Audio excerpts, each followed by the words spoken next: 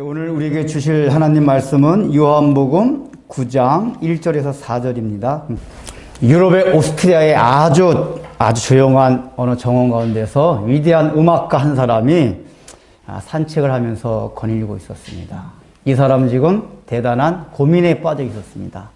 음악가라면은 아주 청각이 굉장히 발달돼야 되는데 어느 날부터 귀가 잘 안 들리기 시작했습니다.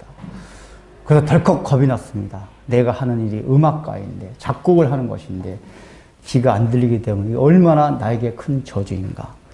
이런 근심과 걱정을 하면서 정원을 산책하고 있다가 문득 새들이 쥐저귀는 그 소리를 듣게 되었습니다. 특별히 이렇게 큰 악새 같은 건 나무를 툭툭툭 막 쪼면서 하잖아요.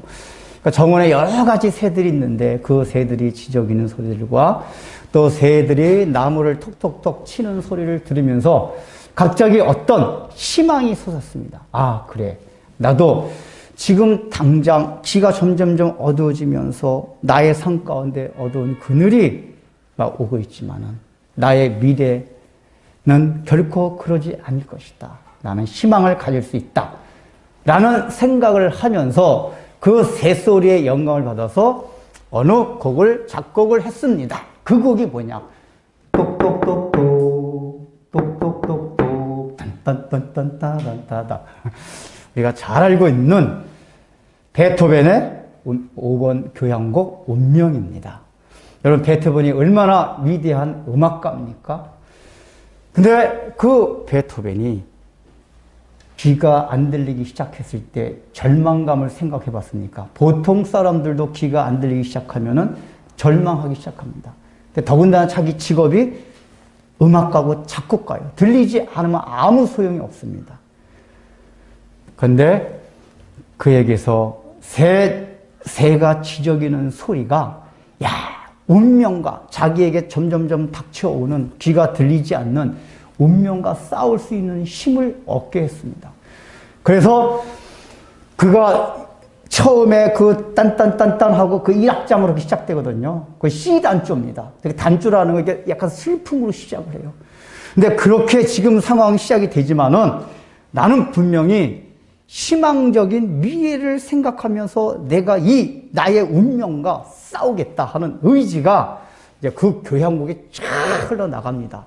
그래서 2악장부터 이제 1악장은 그런 막 뭔가 암울하고 우물하고 뭔가 이 운명의 그 신이, 저주의 신이 자기에게 문 떡떡떡 들기나 찾아왔을 때 덜컥거리는 그런 것들이 녹아져 있지만은 점점점 희망을 가지면서 마지막 4악장을 가면은 대부분 사람들이 1악장만 듣거든요. 근데 그 운명구형 4악장이 개선행진곡 같아요. 핸델의 무슨 저 왕궁의 불꽃놀이나 뭐 수상음악 같이 막 장군들이 개선해가지고 빵빠레를 울리는, 그래서 막 이 금관악기가 관악단 보면 금관악기 연주가 굉장히 많아요. 엄청난 빵빠레를 울리면서 힘이 넘치고 에너지가 넘치고 즐거움과 기쁨으로 4악장이 막을 내립니다. 제가 레너드 번스타인이랑 그 카라얀이 지휘하는 그걸 감상해 본 적이 있는데, 지휘자들이 막 4악장 가서 그냥 얼마나 막 지휘하는 게 신나고 막 역동적인지, 보는 나도 막 이러더라고요. 막 삶에 그냥 막 그 엔돌핀이 막 섰더라고요. 그 4악장 들으니까. 여러분 나중에 한번 유튜브 같은 데 4악장 찾아서 들어보세요. 4악장, 1악장하고는 분위기가 달라요.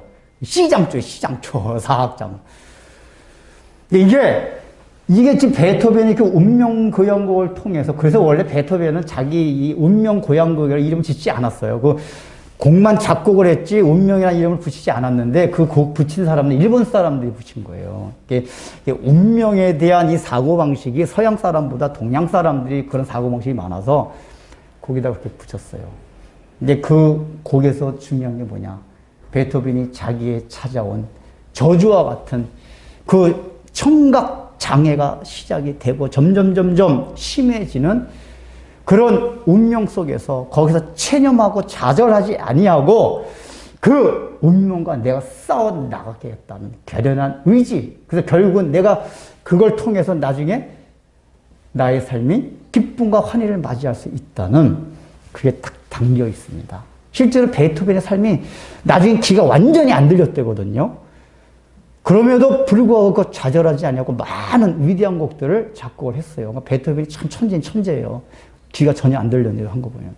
그러나 제가 볼 때는 그 천재성도 있지만은 그 자기에게 찾아온 운명과 아주 끝까지 싸우겠다는 투철한 의지와 희망적인 그 사고 방식이 귀가 완전히 멀었음에도 불구하고 위대한 곡들을 작곡할 수 있게 된 굉장히 큰 동기입니다. 근데 보통은 우리가 그렇지 않잖아요. 굉장히 힘든 상황이 오면은 거기에 좌절돼요. 체념을 해요. 그걸 우리가 숙명론이라고 그래요. 숙명을 받아들여요. 야, 나는 날 때부터 왜 이렇게 찌질하게 가난한 나라, 가난한 가정, 배우지 못한 부모, 자기가 바꿀 수 없는 그런 환경도 있잖아요. 그런 거 올 때 대부분은 그걸 숙명으로 받아들이고 체념을 하기가 싫습니다. 거기서 희망을 갖기가 힘들어요. 자기가 어떻게 가져가지고 할 수 없는 것들은. 특별히 동양 사람들이 그런 사고방식이 더 강합니다. 이제 베토벤은 이제 서구 사람이잖아요. 제가 볼 때는 이제 서양은 그래도 하여간 지금은 기독교가 쇠퇴했지만은 2000년 동안에 기독교의 영향을 받아왔기 때문에 이 세계관, 그 사람들이 생각하는 가치관이나 세계관 그 근저에는 기독교적인 그게 가치와 세계관들이 있어요. 그래서 기독교적인 세계관은 이렇게 숙명론 같이 받아들여 체념하는 게 아니거든요. 어떤 어려움이 와도 하나님께서 우리를 선한 길로 이끌어 가신다는 믿음 때문에 그와 싸우는 이런 과정들이 서구의 역사 가운데 있어 왔어요. 아마 그런 게 있어서 베토벤도 더 그랬는지 모르겠지만 또 베토벤의 개인적인 신앙도 있었을 거고 성향도 있었을 것인데 그게 보면 동양이 그런 게 굉장히 심합니다. 그러니까 동양은 이게 숙명론적인 사고가 굉장히 강해서 특별히 이 동양의 종교 중에서 힌두교를 근간으로 하는 힌두교와 불교 이런 종교는 그런 사상이 굉장히 강합니다. 그래서 세상에 태어나가지고 어려움과 뭔가 불편하고 있는 거 있으면 체념하고 그걸 받아들여요. 그러니까 어떻게 보면 그게 편한 걸 수도 있는데 자기 개인의 인생이나 사회가 절대로 발전이나 진보가 없어요. 여러분 그런 철학이나 사고방식 가장 발달된 나라가 동양 가운데서 인도잖아요. 인도 우리가 가보지는 않았지만은 그 TV에 나온 것들 보세요. 얼마나 우물합니까? 그런 업보를 그대로 받아들여가지고 숙명같이 생각해가지고 내가 전생에 죄를 많이 지어서 이렇게 된 거니까 그대로 받아들이면서 살아가자. 그래서 사회가 발전이 없습니다. 이게 제 에베레스트를 가보지는 않았지만은 똑같이 알프스랑 에베레스트가 있잖아요. 좋은 설산들이 있어요. 근데 알프스는 느낌이 가면은 이게 밝고 뭔가 경쾌한 느낌이 들어요. 근데 제가 에베레스트 가보지는 않았는데 이렇게 테마기나 그런 데서 보면은 음울한 그런 것들이 있어요. 그러니까 이 사람들이 뭐냐면 서구 사람들은 이거를 산을 정복해가지고 거기다 뭐 놓고 해가지고 올라가요. 사고방식이 투영이 되는 거예요. 근데 이제 동양 사람들은 뭐 거기에 올라갈 수 있는 그런 거 개발 안 하고 그냥 이렇게 주어진 환경에 막 적응하려고 그래요. 물론 이제 이게 다른 관점에서 보면 이제 좋은 점도 있는데 지금 제가 말씀드리는 건 뭐냐면은 자기가 주어진 환경을 운명으로 받아들이는 삶의 태도와 자세들이 얼마나 이 자기의 삶을 파괴시키냐 그 얘기예요. 그런데 이런 운명론을 받아들이는 근저에 있는 사고방식이 뭐죠? 인과응보의 원리예요. 왜 운명을 받아들이냐? 특별히 동양적인 사고방식은 사람은 좋은 일 많이 하고 착하게 살고 그러면은 나중에 다시 태어날 때 좋은 사람으로 태어나고 왕으로 태어나고 나쁜 짓만 하면 나쁘게 태어나고 이 세상에 있을 때에도 그 값은 반드시 보상을 받는다. 이게 이제 인과응보의 원리고 불교에서 이거를 연기론이라고 했잖아요. 모든 현상 가운데는 원인이 있다. 원인이 없이 어떤 현상이 나타날 수가 없다. 결과가 나타날 수 없다. 이거예요. 그러니까 이런 인과응보의 원리를 하다 보니까 더군다나 거기에 이제 전생이라는 개념까지 들어가니까 내가 아무리 막 저주 같은 상황에 태어났다 해도 그거를 뭔가 이겨나가려고 하는 의지가 있는 게 아니라 아예 처음부터 체념을 해요. 내가 전생에 나쁜 짓을 많이 했으니까 태어난 거야. 이게 얼마나 인류의 그 삶 문화를 저해하는지 몰라요. 근데 의외로 이게 동양뿐만 아니라 사람들이 보편적으로 갖고 있는 사고방식이 인과응보적인 사고방식을 많이 갖고 있어. 우리 다 그러잖아요. 너 잘못했으니까 당연히 너 잘못한 대가를 받아야지. 잘했으니까 잘한 대가를 받아야지. 이게 다 인과응보의 원리란 말이에요. 그러니까 이게 우리가 상식적으로 생각할 때 인과의 응보 원리가 분명히 나쁜 게 아니에요. 그래서 실제적으로 인과응보의 원리와 사고방식을 가지고 살아갈 때 나타나는 좋은 점은 뭐냐면은 권성징악. 그러니까 이제 선은 권하고 악은 징계한다. 왜냐? 인과응보의 원리 때문에 그렇단 말이에요. 너 그렇게 나쁘게 살아가면 나중에 벌 받아. 신이 있는지 없는지 모르지만은. 그래서 인과응보의 원리에 따라서 이렇게 살아갈 때 긍정적인 순기능은 좋은 점은 뭐냐면 이게 권성징악이 발달돼요. 좋은 일 많이 하고 나쁜 짓 하지 마라. 나쁜 점은 아까 같이 운명으로 받아들이고 체념하는 것들. 그래서 일장일단이 있는데 우리가 이제 보통 이런 인과응보의 원리가 신앙의 세계에서 할 때는 어떤 일이 있냐면은 모든 걸 죗값으로 생각하는 경향들이 많이 나타나요. 여러분, 우리 교회에서 신앙생활 때 봐봐요. 뭔가 자기 가정에 자기 삶 가운데 굉장히 어려운 일이 왔어요. 갑자기 암에 걸렸다든지 교통사고가 났다든지 어려운 일이 왔을 때 꼭 우리가 주변 사람들 어떻게 생각하냐면 저 사람 무슨 죄 지었을고 하나님에 뭔가 잘못한 게 있는 거 아닌가? 하나님한테 한번 얻어 터진 거 아닌가? 이런 생각을 잘합니다. 그래서 목회자들의 가장 큰 무기가 뭔지 아세요? 열심을 안 내던 교인들이 꼭 뭐 사고 터지거나 안 좋은 일 터지면 그것 봐. 하나님이 징계하셨지. 아주 목회 좋은 무기예요, 이게. 그것 봐. 그럴 줄 알았어. 이렇게. 아주 상처 안 받은 사람들한테 직접적으로 얘기하고 상처 받을 만한 사람들한테 빙빙 돌려서 그러니까 회개하고 열심히 내고 하자고. 아니, 여러분들 신앙생활 하면서 그런 얘기 많이 들어오셨잖아요. 근데 이게 뭐냐면은 우리 목회자들도 있고 성도들도 있고 그런 게 굉장히 심해요. 그전에 어느 교회에서 어느 집사님 딸이 굉장히 중병에 걸려가지고 병원에 가서 기도하는데 어느 권사님이 기도하는데 그러더래요. 아이고 하나님 아버지 빨리 이 가정에 회개할 거 있으면 빨리 회개케 하여 주시고. 그러니까 그 권사님도 사고방식이 딱 그런 거예요. 근데 그런 사고방식을 또 가질 수밖에 없는 게 무슨 그게 잘못된 건가요? 왜냐하면 우리 성경에서 봐도 인과응보적인 원리를 나타내는 구절들이 많이 있어요. 예수님도 심은 대로 거둔다. 또 구약 성경을 보십시오. 너희가 이 신명기의 말씀들, 너희가 이 말씀을 다 지켜봐라. 그러면 들어가도 복을 받고 나가도 복을 받고 이 말씀을 지키지 않은 자에게는 자손대대로 저주를 받을 것이며 이런 말씀이 나온단 말이에요. 이게 다 인과응보의 원리란 말이에요. 그런 게 어느 정도 있기 때문에 우리들도 당연히 하나님 앞에 잘 살아야지 상도 받고 저주 안 받고 벌 안 받아. 이렇게 생각을 해요. 그런데 오늘 본문을 보면은 예수님과 제자들이 이제 성전에서 예수님을 죽이려는 유대인들 피해서 나와서 길을 가다가 날 때부터 시각장애인이 된 어떤 사람을 만납니다. 근데 우리가 보통은 그런 사람을 만났을 때, 저 사람 왜 저렇게 불쌍하다. 이런 마음을 먹고 여기에 대한 대화를 처음에 꺼내야 되는데, 제자들이 이 태어날 때부터 시각장애인 된 사람을 보고 한 말이 뭐였습니까? 선생님, 저 사람이 저 날 때부터 소경된 거는 저 부모의 죄입니까? 자기의 죄입니까? 이것부터 물어요. 그러니까 왜냐하면 이게 날 때부터 맹인이 되었다, 시각장애인이 되었다는 얘기는 자기의 의지와 상관없이 어떤 저주스러운 환경에 놓였다는 얘기예요.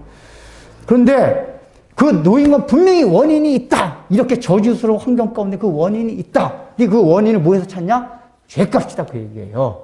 죄값이 그 사람의 죄든지. 그러니까 유대인들은 이 사람이 태어나기 전부터 태에서부터 죄도 지을 수 있다고 생각을 했어요. 그 왜 그러냐면은 구약성경을 보면은 에서와 야곱이 태중에서 서로 싸웠다는 그런 말씀들이 나오잖아요. 그래서 유대인들 사고방식은 태중에서도 죄를 지을 수 있다라고, 우리가 알지는 못하지만 죄를 지을 수 있다라고 생각을 했어요.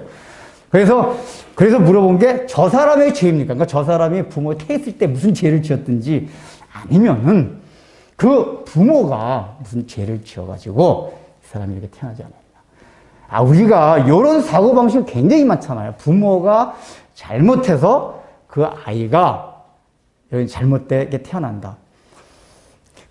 이것도 이제 교회에서 그 전에 다 있었던 건데, 어느 자매가 교회 잘 다녔어요. 신앙생활 잘하다가, 대학 다닐 때까지 잘하다가, 대학 다니면서 안 믿는 남자를 만나가지고, 그때부터 이제 교회 안 다니기 시작하다가, 이제 결혼하고 난 다음에, 이제 교회를 끊었어요. 신앙생활을.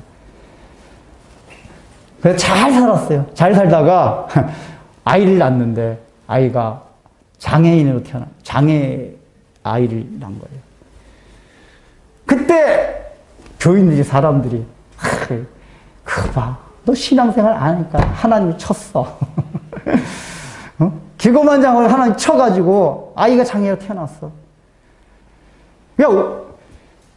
물론 그 고통은 조금 더 얘기하겠지만은 여러 가지 원인이 있을 수가 있는데, 고통의 원인이라는 건 여러 가지가 있을 수 있는데, 우리는 가장 먼저 생각하는 게 뭐냐면은, 이 고통의 원인은 어떤 너 죄값에 있는 거 아니야? 너 그동안 지은 죄들, 신앙생활 안 한 거, 그 죄값 때문에 이렇게 된 거라는 딱 규정을 해요. 그러니까 우리가 늘 궁금하게 생각하는 건 뭐냐면은, 고통이 왔을 때 그 고통에 되는 원인을 과거에서 찾으려고 해요. 과거에 내가 어떤 행적들. 그런, 여기 제자들도 그거예요. 그러면서 하는 말이 뭐냐면, 너의 죄 때문에, 너 엄마의 죄 때문에 이 아이가 아무 죄도 없는 아이가 장애자로 태어났다. 그러니까 부모의 죄 때문에 아이가 장애로 태어났다 얘기예요. 여기 맞는 얘기입니까? 근데 제자들이 이렇게 물어본 거는, 어쨌든 제자들 유대인이기 때문에 성경을 통해서 이렇게 생성된 가치관이 굉장히 많단 말이에요. 근데 조상의 죄로 인해서 벌을 받는다든가, 조상이 하나님 앞에 잘해서 상을 받는다는 얘기가 출애굽기와 신명기에 나오는 게 있어요. 그게 왜냐하면 10계명 강요한데, 제2계명 우상 숭배에 대한 말씀을 하시면서 뭐라고 말씀하시죠? 출애굽기 20장이나 신명기 5장에 나와요. 나는 질투하는 하나님인즉 나의 말을 듣지 아니하고 불순종하는 자에게는 그 죄가 너희 자손 3, 4대까지 이르게 하거니와, 나의 말을 듣고 순종하는 자에게는 1000대까지 내가 복과 은혜를 베풀 것입니다. 이 말씀이 나와요. 딱 그 말씀을 딱 들어보면 어떤 생각이 들죠? 이게 조상이 우리 조상이 잘해가지고, 내가 지금 이렇게 잘 살고 있는 건 우리 조상이 잘해서. 근데 우리가 의견중에 저도 다 그런 사고방식들이 있어요. 우리 선배들이 신앙생활 잘해가지고. 근데 그거는 우리가 성경을 해석할 때는 항상 성경의 전체적인 맥락 가운데서 이렇게 해석을 해야 돼요. 그 구절만 가지고 해석을 하면 안 되거든요. 그러니까 그 구절만 보면은, 조상들의 어떤 잘못하고 잘하는 게 그 결과가 후손들한테 미친다는 것을 받아들일 수가 있어요. 그런데 구약 성경을 쭉 보면은 여러 군데 이런 얘기가 나옵니다. 너희 속담에 이르기를, 하나 찾아볼까요? 예레미야 31장 한 가지 예만. 예레미야 31장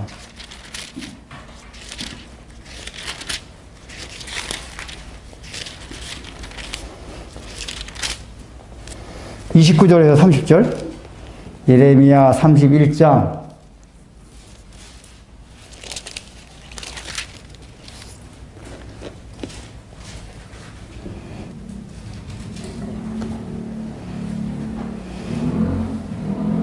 '한번 같이 읽어볼까요?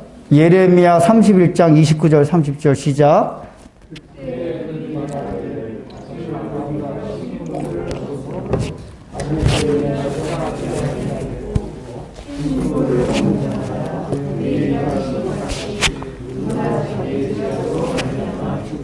예, 이게 뭐죠?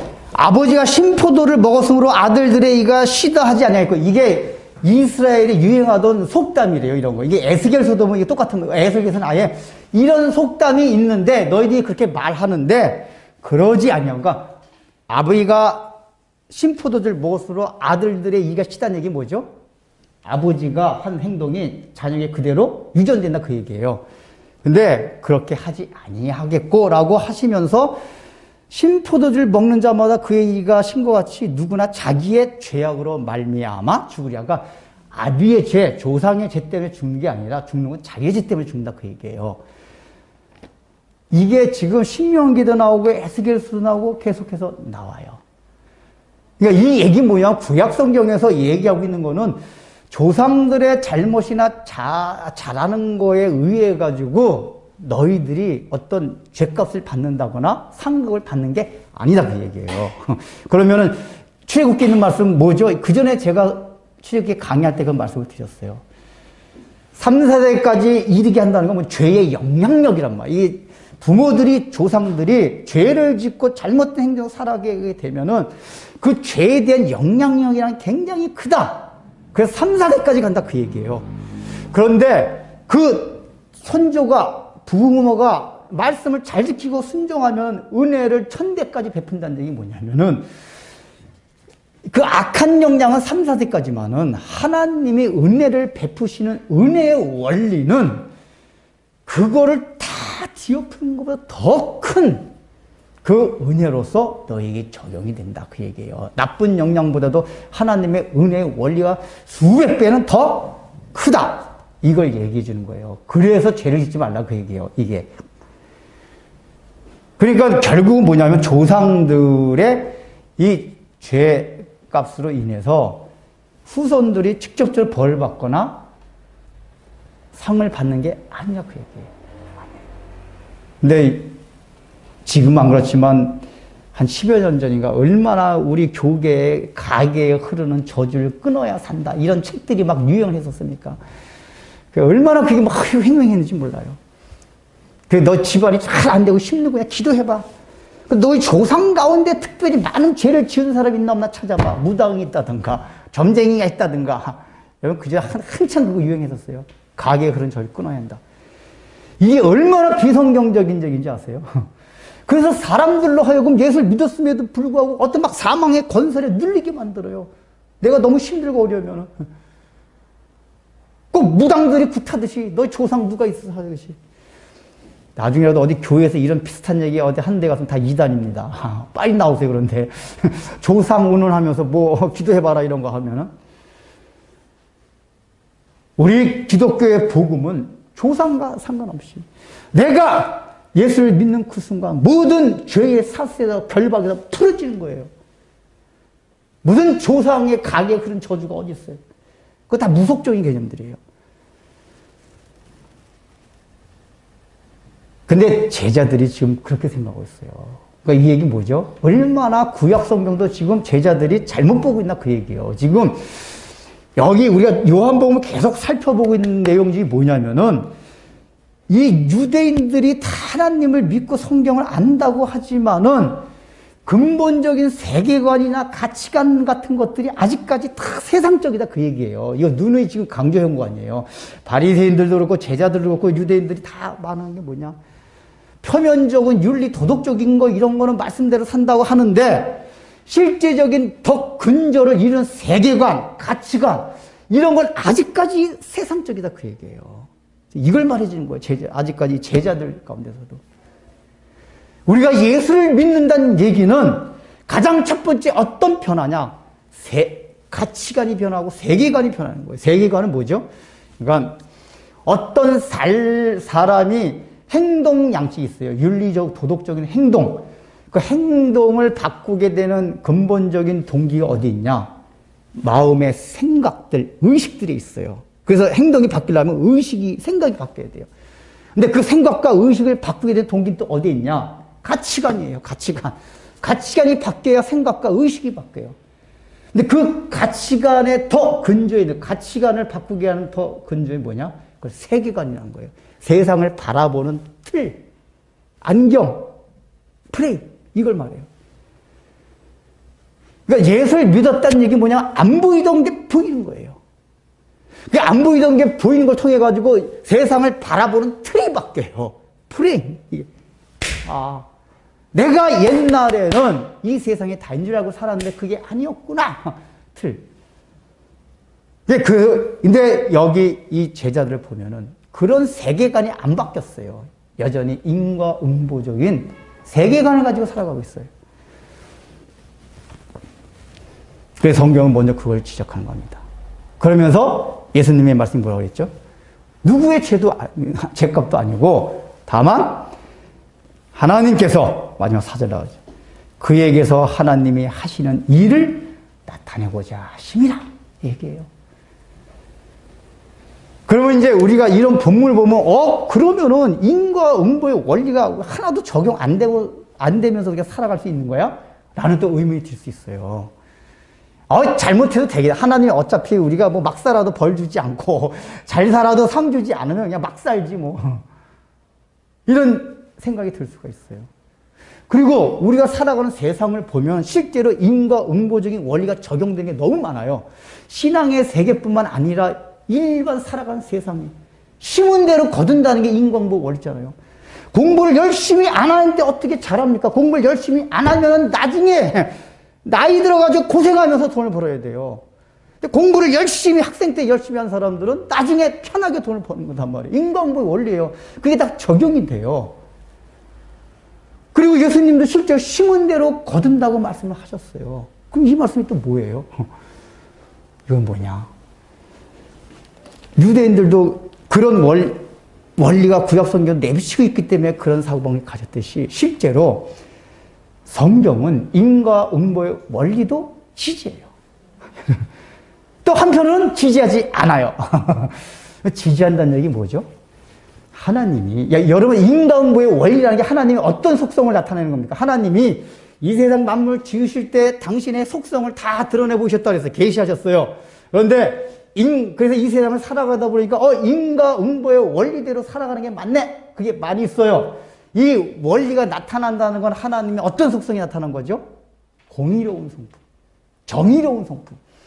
공의나 정의라는 건 뭐죠? 잘못하면 벌을 받고 잘못하지 잘하는 사람은 상을 주는 게 공의예요. 잘하는 사람한테 벌 주고 잘못하는 사람한테 상 주면 전혀 공의가 아니란 말이에요. 그래서 하나님이 그 하나님의 성품대로 세상을 지었기 때문에 이 세상이 돌아가는 원리는 인과응보의 원리대로 돌아가게 돼 있어요. 처음엔 그렇게 돌아갔었어요. 그런데 인과응보의 원리, 하나님이 천지만물 지으신 인과응보의 원리대로 적용이 되다 보니까 어떤 일이 벌어나겠습니까? 모든 인류가 다 지옥 가게 생겼어요. 아담, 하와 그 죄값으로. 우리 인간은 하나님 앞에 모두가 죄인이었어요. 우리가 이게 인과응보의 원리 따라가지고 다른 사람을 판단하고 잣대를 가지고 비난하는 경우는 되게 어떤 오류에서 그게 있냐. 나는 죄를 안 지었고 너는 뭔가 죄를 지었다고 생각하기 때문에 그렇거든요. 근데 이 자체가 오류예요. 왜냐? 상대적으로 비교해서는 저 사람은 많은 잘못을 했고 난 잘못이 없기 때문에 저 사람은 벌을 받아야 되고 나는 안 받아요. 인과응보의 원리에 따라서. 그런데 하나님 편에서 볼 때는 모두가 다 잘못했어요. 이거 우리가 누누이 강조한 거잖아요. 요한복음에서 계속 강조했던 게 뭐죠? 죄가. 내 영광을 추구하는 게 사실 다 죄악이에요. 근데 우리는 이런 거 가진 죄라고 생각 안 하기 때문에 나쁜 짓, 윤리 도덕적으로 나쁜 짓 한 것만 죄라고 생각하니까 너 나쁜 짓 했으니까 벌을 받아야 돼. 이렇게 생각한단 말이에요. 하나님 편에서 볼 때는 그렇게 말하고 있는 너도 인과응보의 원리 따진다면 지옥 가야 된다. 다 지옥. 모든 인류는 우리가 볼 때 조금 잘못하고 큰 잘못 이거지. 다 하나님 편에서 볼 때 인과응보의 원리대로 한다면 다 지옥 가고 벌써 지진이 나가지고 몇 번 다 쓰나미에 다 쓸려서 죽었어야 돼요. 모두가 다. 그래서 하나님이 제 상위법 일반적인 보편적인 원리는 인과응보의 원리가 적용되지만 그걸 뛰어넘는, 그러니까 아닌 게 아니라 항상 제가 말하잖아요. 기독교는 비이성적이거나 비논리적이 아니라 초이성적이고 초자연이다. 그게 기억나시죠? 마찬가지로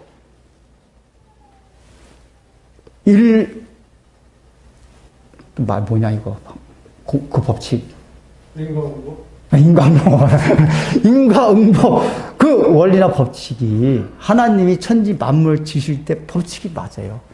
근데 그거 아닌 그게 아니라 그걸 뛰어넘는 더 상위법 같은 그 원리를 하나님 하나 만드셨어요. 이게 뭘까요? 은혜의 원리예요. 인과응보의 원리대로 한다면 마땅히 죽고 벌을 받고 지옥을 가야 되지만 내가 또 다른 너희들 너무 사랑하기 때문에 또 다른 법과 원리를 만들어서 너희를 그대로 벌하지 않겠다 하는 게 은혜의 원리란 말이에요. 근데 그 은혜의 원리가 아까 신명기 5장이나 출애굽기 20장에 나왔듯이 수천 배 은혜의 원리 더 커요. 더 커가지고 하나님이 세상을 살아갈 때 때로는 인과응보의 원리가 아니라 은혜의 원리가 그걸 덮는 경우가 많이 생긴다 그 얘기예요. 그거를 뭐라 그럽니까? 하나님의 주권이라고도 하고 하나님의 섭리라고 그래요.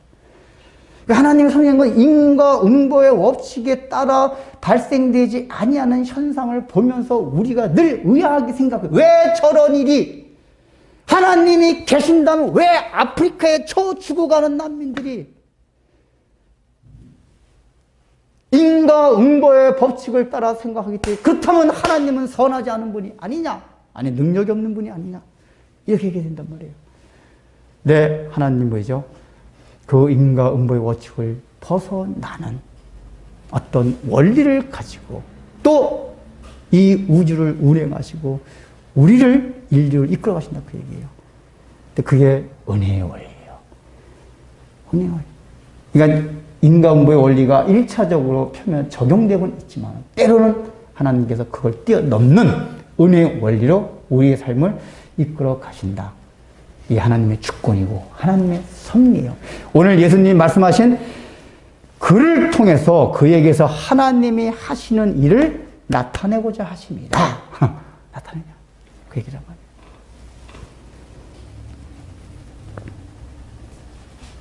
그래서 우리 그리스도인들이 생각해야 할 건 뭐냐?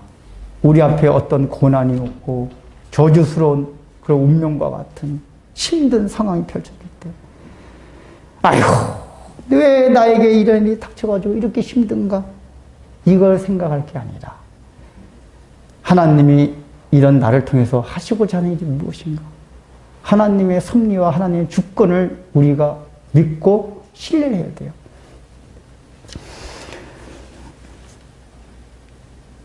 그 전에 이제 어느 목사님이 아시는 분이 시각장애인이 있었대요. 근데 이제 이분이 그래서 같이 시각장애인 단체에서 봉사도 하고 이렇게 이제 막 하고 그러면서 그 시각장애인이 그 목사님 선배였는데 그 시각장애인이 그랬대요. 왜 우리에게 이런 일이, 왜 날 때부터 아무 죄도 없이 이런 일이 났을까? 네, 그 의문을 달고 살았대요. 근데 이제 한참 헤어졌다가 이제 나중에 만나보니까 이 시각장애인 이분이 나름대로 사업도 하고 이래가지고 일반 사회적으로 많이 성공을 하셨대요. 그래서 이제 이 목사님이 또 물어보셨대요. 선배, 그 전에 선배가 가졌던 그 의문 있잖아요. 왜 나에게? Why me? 왜 why? 왜 나에게 이런 일이 일어나?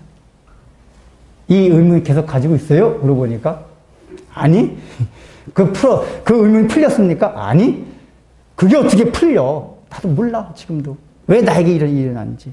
근데 중요한 거는 내가 지금 바뀐 거는 이제는 왜 나에게 이런 일이 아니라 이미 그건 일어난 일이고 이제는 어떻게 살아가는 것이 좋은 것인가. 여기에 이제 초점과 관심이 모아졌대요. 그러니까 왜 나에게 이런 일이 일어났나라고 생각할 땐 되게 괴롭고 불행했대요. 근데 이미 그건 받아들이고 그렇다면은 이 불행스러운 상황 속에서 이걸 이 상황 속에서 이걸 타개해 나가기 위해서 내가 살면서 취할 태도가 무엇인가? 이걸 생각하기 시작하니까 갑자기 희망이 생기고 그래서 사업도 하면서 성공까지 했다는 거예요. 이런 태도가 필요하다는 얘기예요. 이번에 미국의 대통령 당선이 된 바이든도 이라고 했더라고요. 바이든이 결혼해서 젊었을 때 교통사고 때문에 아내하고 딸을 잃었대요. 그러면 나이가 젊어가지고 아내와 딸을 잃어버린 그 충격이 얼마나 크겠어요. 그래서 바이든이 엄청난 슬픔에 잠겼대요. 하나님 원망도 하고. 그러니까 이걸 보고 있던 바이든의 아버지가 어느 날 이렇게 만화 두 컷이 된 만화를 액자에 끼워가지고 선물해 줬대요. 왼쪽 그림이 있고 오른쪽 그림이 있는데 이걸 바이든이 딱 보고 나서는 그 슬픔과 절망 가운데 일어나고 틀틀 털고 일어나서 다시 열심히 살기 시작했대요. 그 그림, 만화 그림 뭔지 아세요? 아주 간단해요.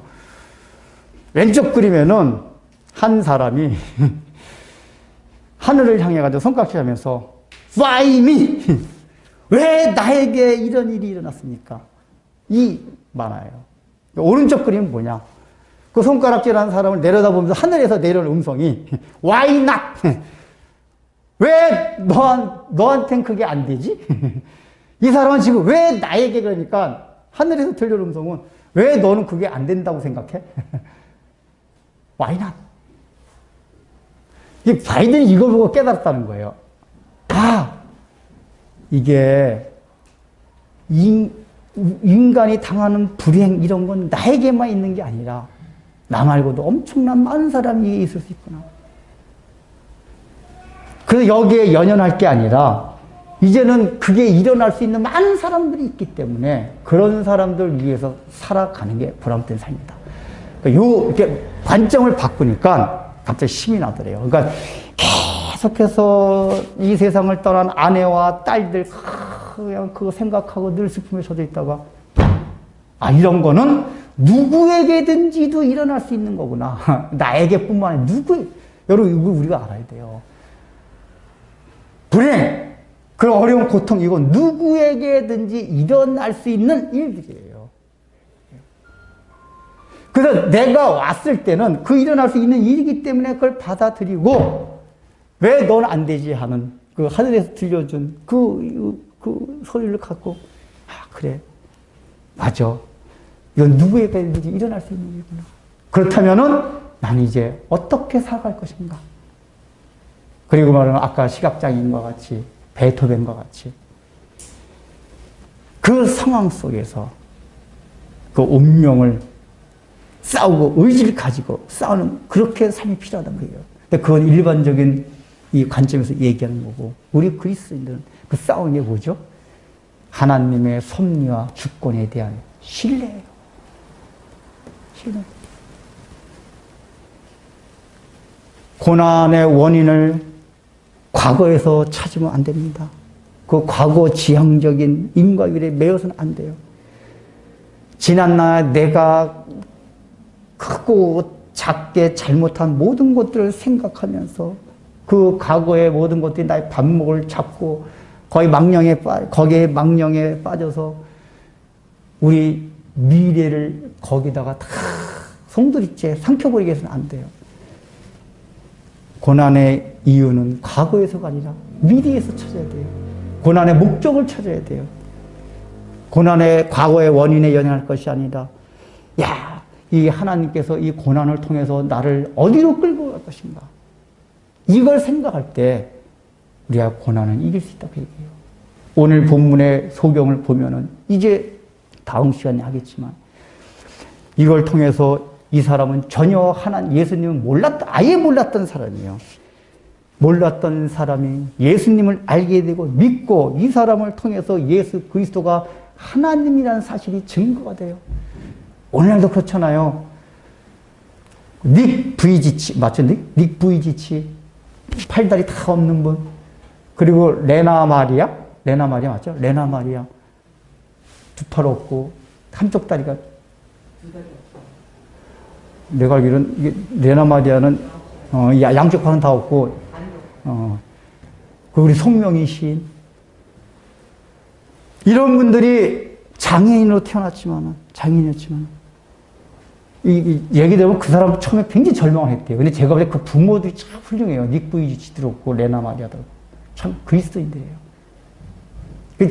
너가 장애인으로 태어났지만, 하나님이 너를 통해서 해야 할 일이 있다. 헬렌 켈러 그런 사람 다 그렇잖아요.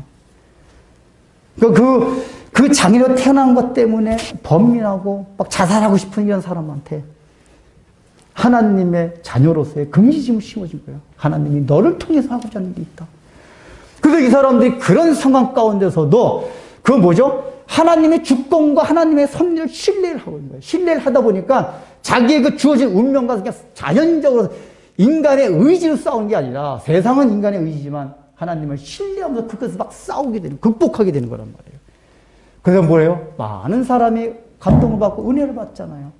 제가 성령의 신이 이렇게 간증한 거 무슨 이렇게 하고 나서 무슨 댓글을 봤는데 제가 무슨 간증하고 그랬으면 너는 목사니까 그렇지 그러면서 뭐 욕도 하고 막 그랬을 거예요. 근데 성령의 신이 한 그 댓글에는 예수 안 믿는 사람들도 참 감동받았어요. 그 사람은 은혜란 말을 모르니까 감동받았습니다. 정말 하나님이 계신 것 같네요. 나도 하나님 믿고 싶습니다. 저보다 훨씬 나요. 이렇게 소개하는 거다. 그 사람들 통해서 하나님 하시는 게 얼마나 많아요. 그리고 더 중요한 게 있어요. 그 장애인 당사자들은 그렇게 하나님의 섭리와 주권을 생각하고 그걸 극복할 수 있는 마음가짐이 되고 또 그걸 보고 있는 우리들은 어떤 마음가짐이냐. 여기서 교훈한 게 그거예요. 고통의 원인 자꾸만 찾지 마라. 너 뭐 죄 지었지. 욥기서가 대표로 그거잖아요. 욥기서를 보면은 욥이 대표적으로 아무 이유 없이 당하는 고난의 대표적인 게 욥이거든요. 그러니까 이제 더 말했겠지만은 고난 중간에 죄 가운데 받는 고난도 있고 죄가 없이 이유 없는 고난도 있어요. 근데 그리스도인들한테 중요한 게 뭐냐면 하나님의 섭리와 주권이란 거는 죄 때문에 인한 고난이든 죄가 없이 아무 이유도 모르는 고난이든 상관없이 우리 그리스도인들에게는 모든 것을 합력하여 선을 이루시는 하나님의 섭리가 적용이 된다 그 얘기예요. 물론 자기가 죄 때문에 확실하게 자기가 딱 생각이 나 이게 죄 때문에 받는 징계다 생각하면은 인과응보가 적용된 거죠. 그럼 빨리 회개하고 하면 돼요. 그러나 그 자체가 자기에게 저주를 몰고 가지는 않는다 그 얘기예요. 그런데 어쨌든 욥 같은 경우는 오늘 소경 같은 경우는 아무 이유 없이 당하는 고난이란 말이에요.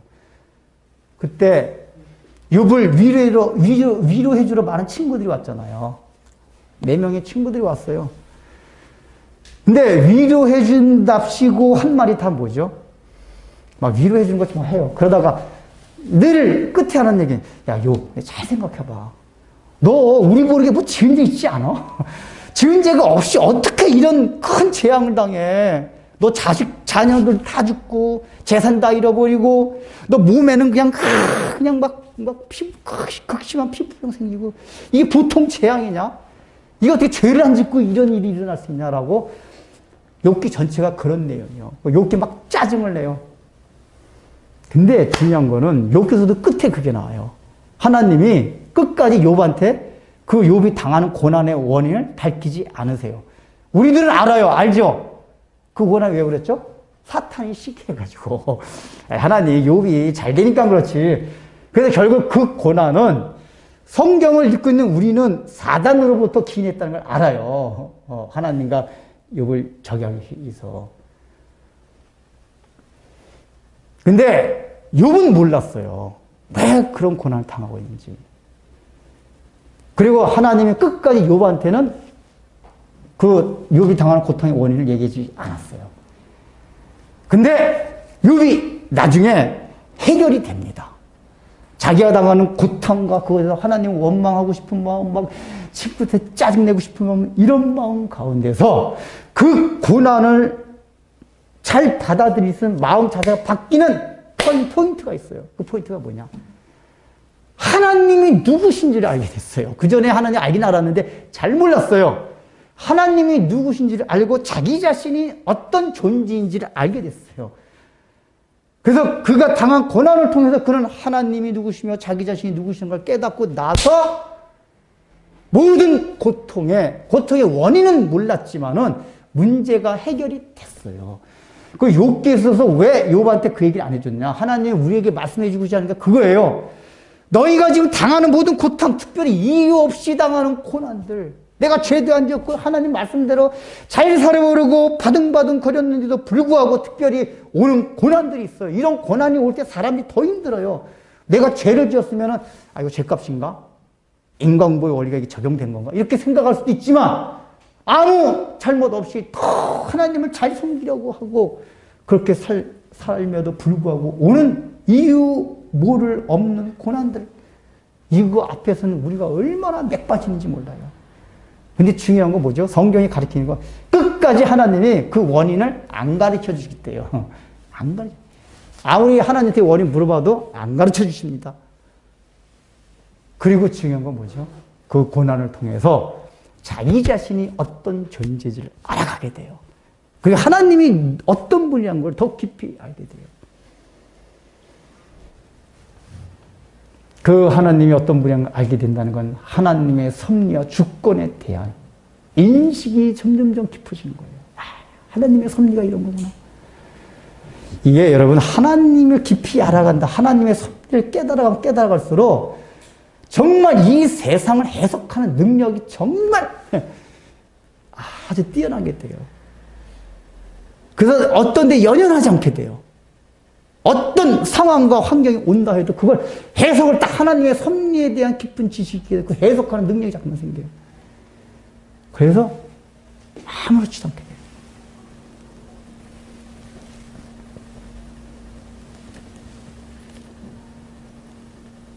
그러면은 그거를 보는 사람들은 뭐죠? 그걸 당하는 사람은 그 보는 사람 얘기하다가 보는 사람들은 자꾸만 저 사람 보고 저 뭐 죄 있는 거 아니야? 이런 거 따지지 말고 일단 어려움을 당하고 고난을 당하고 있으면은 성경이 말하는 그거예요.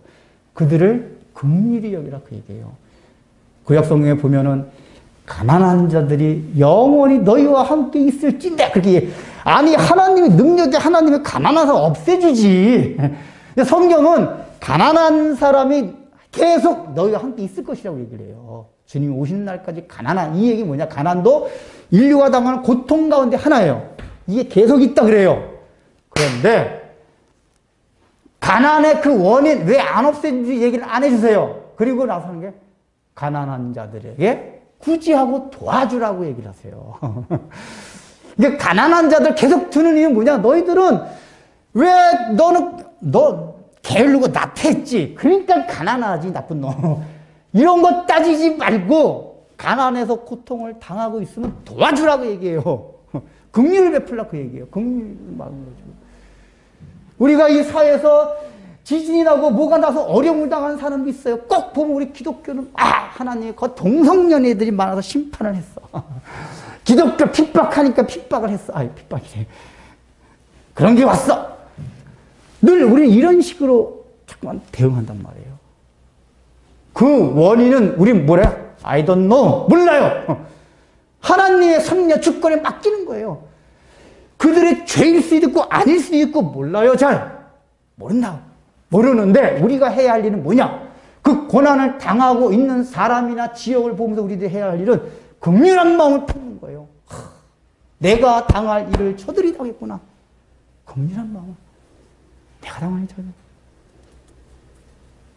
그리고 그리스도의 그 마음을 가지고 저들에게 다가가는 거예요. 다가간다는 게 뭐 공간적으로 못 다가가고 마음으로. 그게 하나님 우리에게 요구하신 거예요. 요구하신 거예요. 예, 정리하겠습니다. 여러분 지금 삶 가운데 이 타고날 때부터 맹인된 자와 같이 나의 의지와 상관없이 또 내가 잘못한 것도 없는 것 같은데 지금 혹시 어둠의 터널을 지나가고 계신 분 없습니까? 내가 나름대로 신앙생활 잘하려고 했는데도 지금 뭔가 고난 가운데 있는 분들 없습니까? 분명히 힘듭니다. 근데 우리 주님은 거기에서 그게 너의 죄 때문이다, 뭐다 이렇게 따지지 않으신대요. 그리고 우리에게 요구하시면 우리를 불쌍히 여기십니다. 불쌍히 여기실 뿐만 아니라 하나님이 너 고난을 당하는 너를 통해서 하나님이 하시고자 하는 목적이 있다. 그게 뭐죠? 바울은 로마서에서 그걸 얘기합니다. 믿는 자에게는 모든 것이 합력하여 선을 이루나니. 그 모든 것은 뭐죠? 나쁜 일, 좋은 일, 고난, 형통 모든 게 다 포함된 거예요. 그런 게 다 합해져서 하나님의 선한 일을 이루어가요. 우리가 그 하나님의 섭리와 주권을 생각하면서 그걸 신뢰하고, 그래서 여러분들 앞에 닥쳐진 고난을 먼저 위로를 받으시고, 우리 주님이 여전히 우리를 불쌍히 여겨 긍휼히 여기신다는 말씀으로 위로를 받고 힘을 얻고 소망 가운데 걸어 나가십시오. 걸어 나가십시오. 아무리 시각 베토벤과 같이 상황이 날 둘러싸도 마지막 날에 사악정이 나오는 환희의 성가들이, 개선행진곡들이 우리 삶을 둘러치면서 하나님을 찬양하라, 하나님을 찬양하라. 내가 여호와 하나님을 찬양합니다. 고난의 궁극적인 끝에 그렇게 올라를 기대하고 고대하면서 이 고난의 터널을 잘 극복해 나가시기를 바랍니다. 네, 기도하겠습니다. 하나님, 참으로 인과응보의 법칙에 따라 영원토록 지옥의 형벌에 갇혀서 고통받을 수밖에 없던 저희들을 참으로 주님께서 사랑과 긍휼을 가지고 찾아오셔서 참으로 그 원리를 뛰어넘는 은혜의 원리를 저희에게 허락하여 주셔서 마땅히 죽고 재앙을 받아야 했음에도 불구하고 그것을 피하여 십자가의 공로를 통하여 이렇게 하나님께 이쁨을 받고 또 우리 주님께서 우리를 궁극적으로 선한 길로 이끌어 가시는 그런 자로 삼아주신 은혜와 사랑을 인하여 참으로 감사를 드립니다. 주님께서 그렇게 저희들이 아무 공로가 없고 잘못했음에도 불구하고 우리를 사랑하여 주신 그 은혜를 생각하며 우리가 살아가면서 우리가 좀 느끼던 느끼지 못하던 좀 우리가 감지가 되던 전혀 감지가 되지 못해서 알지 못하는 고난과 어려움을 겪을 때에 모든 상황 속에서도 그것을 합력하여 선을 이루어 가시는 참으로 하나님을 증거하시겠다는 그 하나님의 섭리와 주권을 생각하며 우리 하나님을 전적으로 신뢰하고 살아갈 수 있는 우리 믿음의 성도들이 모두 되게 하여 주옵소서. 예수님의 이름으로 기도드립니다. 이제는 우리 구주 예수 그리스도의 무한하신 은혜와 하나님 아버지의 놀라우신 사랑과 성령님의 감동과 권면하심이 오늘 이 말씀을 듣고 하나님 아버지, 나도 혹시라도 다른 사람을 내 잣대를 가지고 하나님 아버지 고통의 원인을 찾으며 비난하지 않았는지 생각해 보며 또 현재 나의 삶 가운데 그런 원인을 알지 못할 고통과 힘든 상황들이 전개되어서 하나님 아버지, 너무나도 참으로 힘겨워하는 우리 성도들이 이제 오늘 말씀을 듣고 하나님의 섭리와 주권을 생각하며 그 모든 가운데서도 그것을 이겨나가고 궁극적으로 우리에게 밝고 빛난 희망의 날이 올 것임을 믿고 앞으로 나가기를 소망하는 우리 사랑하는 성도들 위해 이제부터 영원토록 함께 있을지어다.